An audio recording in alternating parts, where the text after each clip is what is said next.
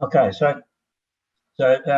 you can see from the screen and the agenda, we just have a focuses on Rotary Encoders. So I've been, I'll show you a bit later, I've been building machines, and I need a speed control on them.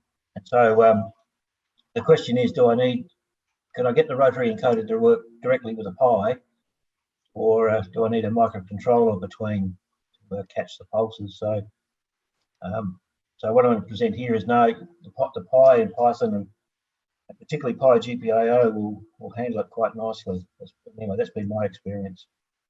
So when we're talking about Rotary Encoders, we're talking about these sort of these little three terminal devices. They've got a common and two wires A and B. You can see on the right hand side the three pins. So the common goes to 0 volts, and the A and B effectively pull down circuit. So effectively two switches between A and common and B and common. They're quite simple devices.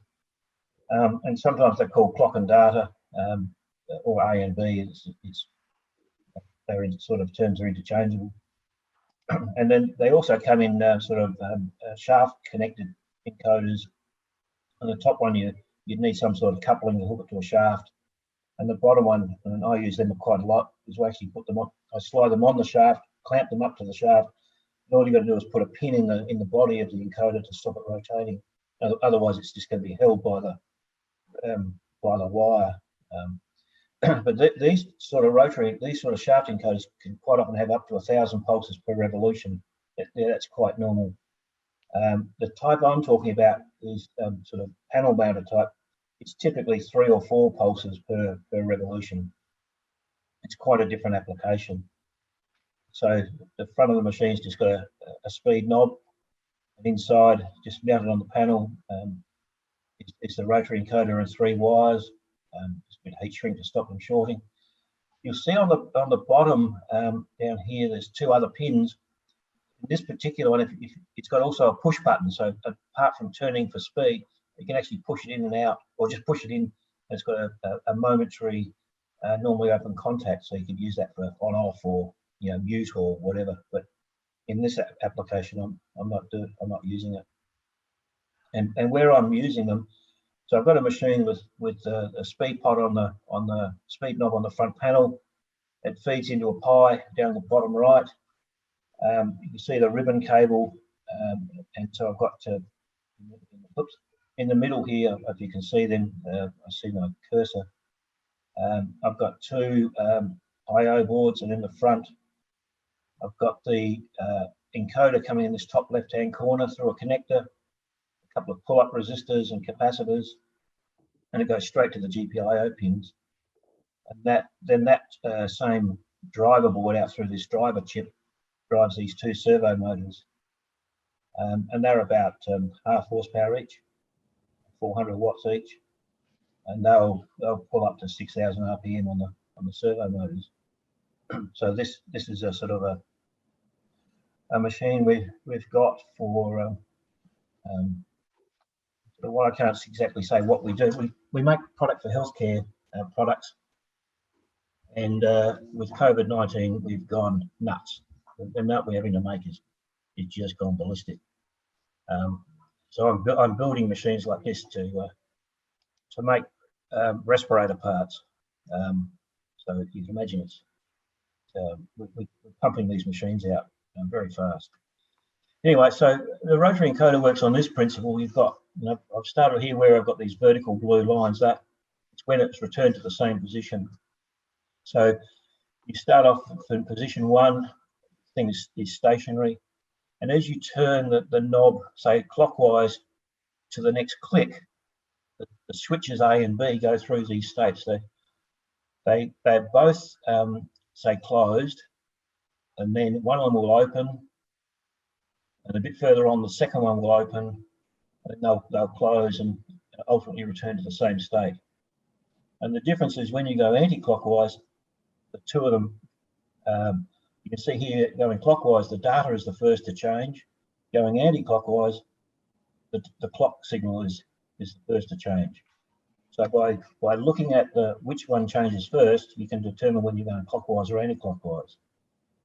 So in that sense, you can work out whether we increase the speed or decrease the speed. And the number of clicks, the number of times you go from state 1 to state 1, is the speed increase you want to go. So my input circuit is something as simple as the encoder's physically wired to this plug, a couple of filter capacitors, a couple of pull-up resistors to 3.3. I've got a jumper here, I can actually pull it out for diagnostics, and it literally goes straight to the GPIO pins at 3.3 volts. It's not that complicated. And even these capacitors are probably not necessary due to a bit of software in GPIO. So to run this, let's come back here.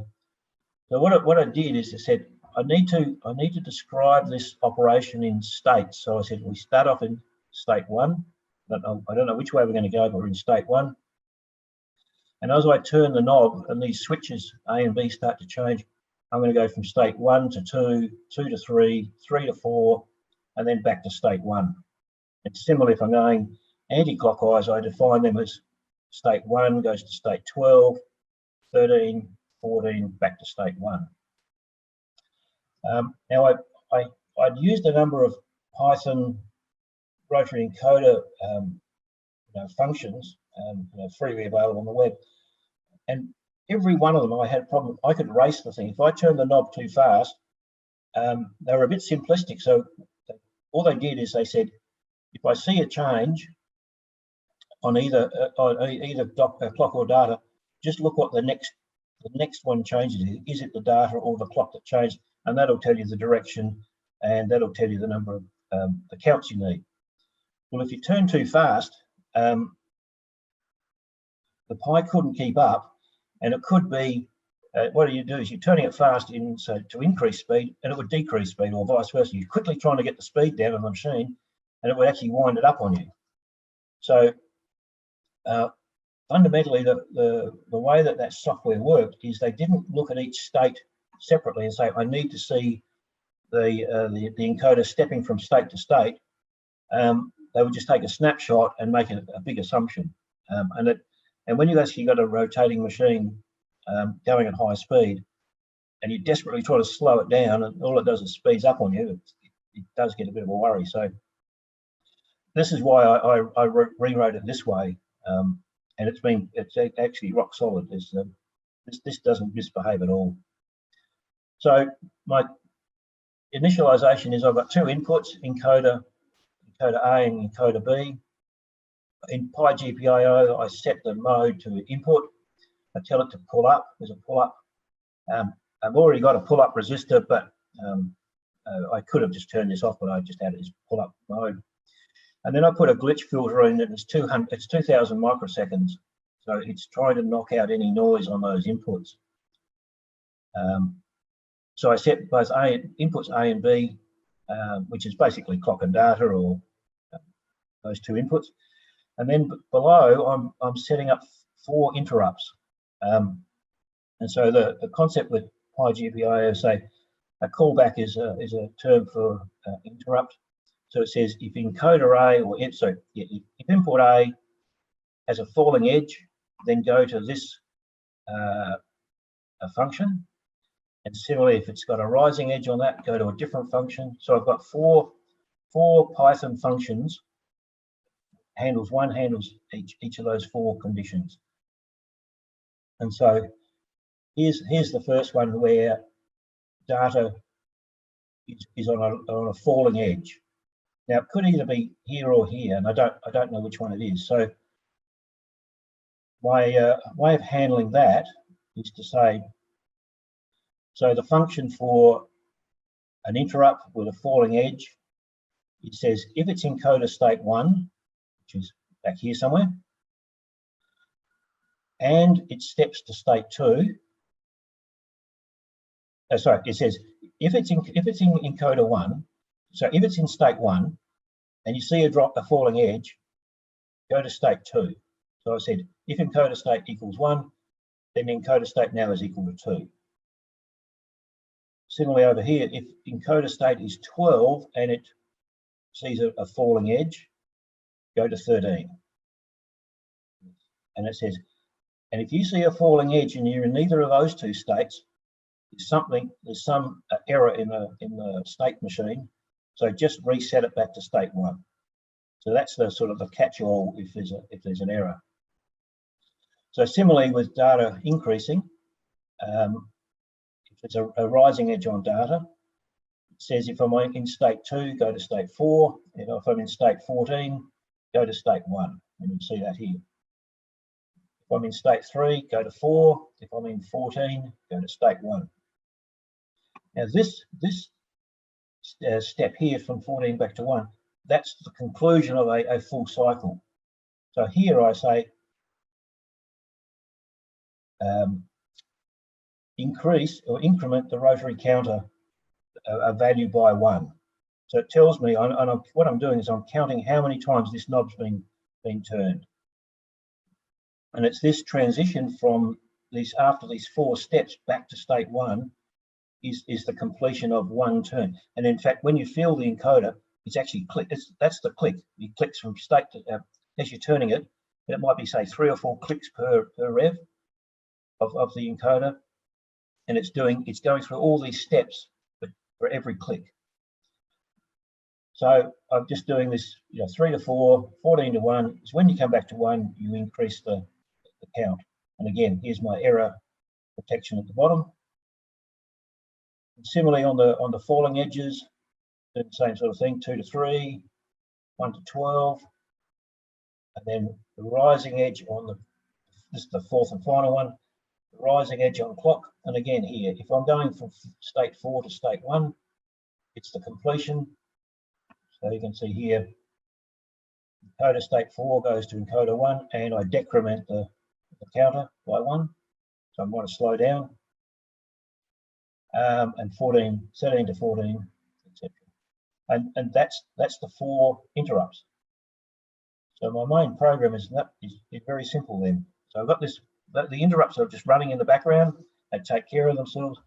And so one of the interesting things in here when PyGPIO calls this interrupt and calls this function, it passes to you the pin number that was it saw, because you can effectively call the same function from different inputs. They could all call the same interrupt function.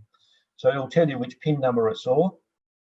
It tells you the level, 0 or 1, and it also tells you the tick, which is actually in microseconds. So you can actually measure this thing to microseconds. And I use this elsewhere when I have a proximity sensor and it's pulsing. I just measure the time, measure the next time, and I can actually work out the time difference between sensors. So you saw me post about a rotary wheel. So it was just counting the time between interrupts. That was giving me a delta T, which gave me speed, which gave me RPM. So in the main program, I'm just doing nothing. I define my speed increment to be 100 RPM. So every time I turn the encoder 1 step, the machine will step up 100 RPM. I just say if the encoder hasn't changed, so rotary encoder counter is 0, do nothing. Otherwise, if it's not 0, I just change the set speed by the increment, by the number. So if this main Python program gets interrupted because Linux is doing some housekeeping, or anything else is happening, or it gets hung up further down in the code, it doesn't matter, because I might have done in that case, the rotary encoder might have turned 3 or 4 turns, 3 or 4 counts. This will keep up, because the interrupts keep going. They actually are not interrupted by, in my experience, they're not interrupted by the rest of this program or by Linux. It will keep track of them.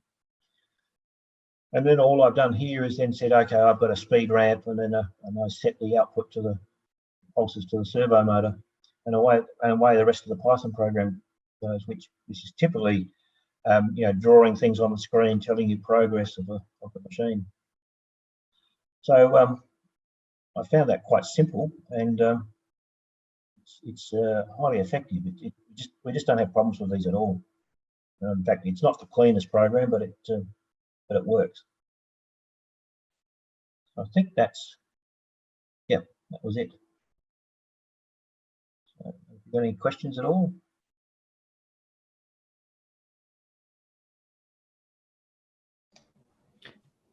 If you try to debounce the encoder, you know, the device is a mechanical device, is like a switch. Yes.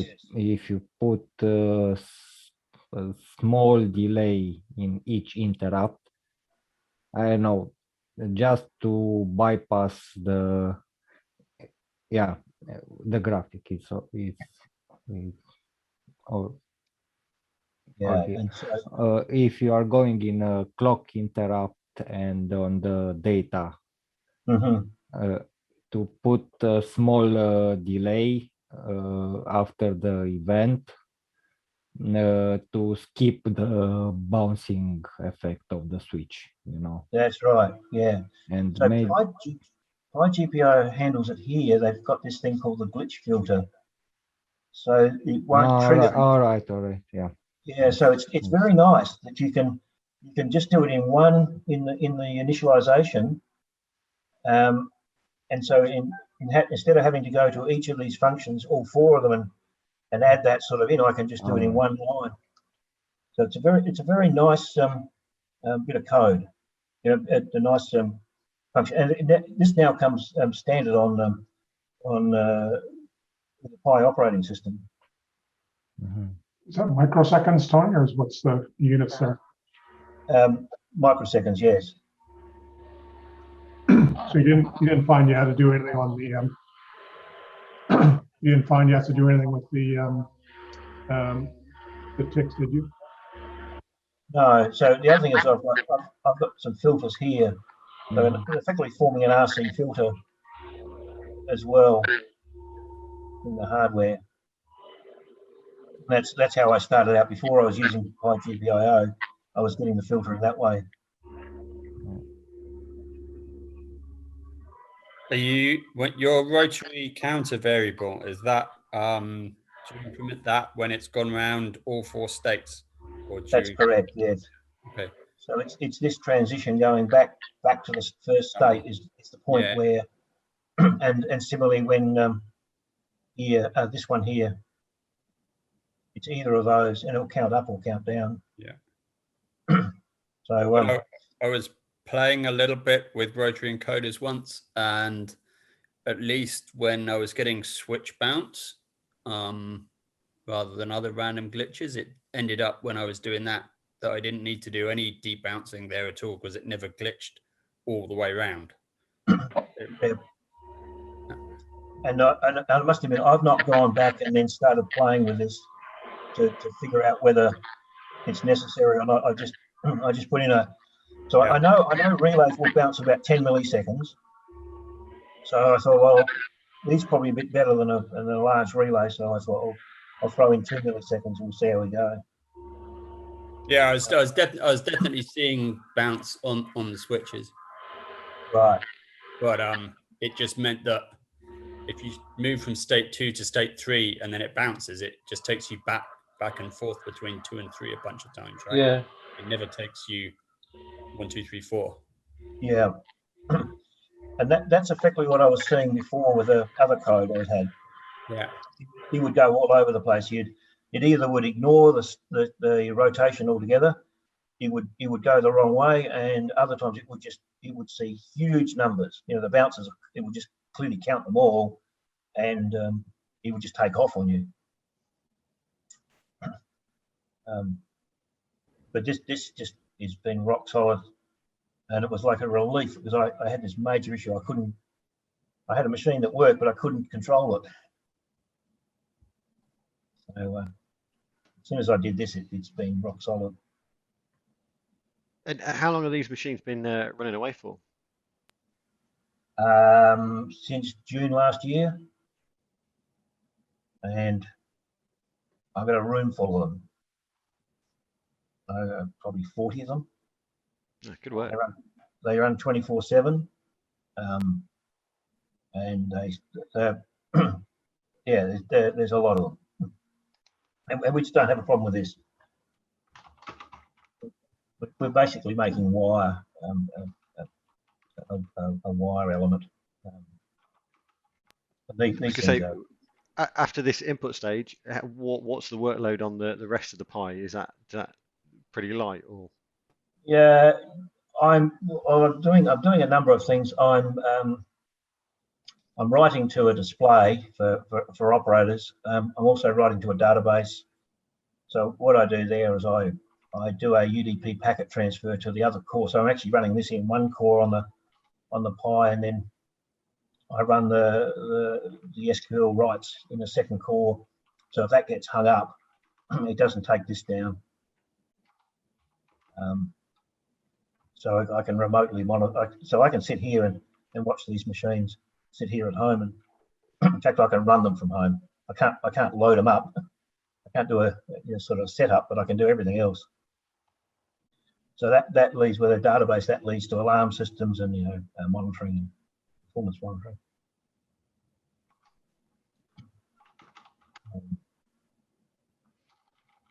But it's this. It's basically a PLC. I'm running this thing as a PLC. So it's got what's it, 16 in, 16 out. So it's doing, the Pi is doing other things. It's running a watchdog timer to shut the thing down. It's watching start-stop commands. But the load on it's a Pi 3. I just use a Pi 3. And it's fine. I wouldn't put a Pi 4 in it. It would just generate too much heat unnecessarily. See here, I just feed it with industrial 24 volts through a little power supply, and that's fed down through the ribbon cable to the Pi, and loops around and feeds the other boards as well. Probably over the years I've presented most of these bits and pieces. It's just they've all come together in this machine. So Tony, I had a question about pull-ups and pull-downs. So you had external pull-ups and pull-downs, but you're also using the internal ones. Should there be any difference when you're using the two? No, with internal ones. Look, it was as I think I was saying earlier. I threw this code together. I've not gone back and tidied it up. So there's a pull-up in the code as well as here these physical pull-ups. I think you'll find the pull-ups in code are fairly the equivalent of a fairly large resistor, so probably the equivalent of 50K or something like that. Okay. So I'm running these at 10K. I could even run them at half of that. So I'm not relying on the pull-up resistors in the Pi having enough or being low enough resistance to stop interference. Right. In fact, I should go back in and turn that off in the software. I noticed you got a little power supply there that I think you bought offline, is it? Yeah. So I use them all the time. Just dial them up to 5 volts and you find them pretty reliable, though. You don't have any problems with them because they're quite cheap. Never had a problem with them. You'll see above them I've got my own filter capacitors as well. Okay, yeah. I tend to always do that. I think they underrate. They probably don't have enough capacitance in the final stage on board, so I tend to always do a bit more myself. But this sort of board was thrown together real quick in sort of desperation. Trying to build machines as quick as we could. Basically, with the onset of COVID, we needed a machine, so I threw these boards together, and that all worked, which was good. Very nice. Yeah, it's always the mechanical people who let you down. Of course. That's anyone else have any questions? No. Okay. Thanks a lot, Tony. That was very, very interesting. Always like to see what you're doing there in Oz. Yeah. So we can do. I've lost my screen. You there still? Yeah, I can still see it. My screen went blank.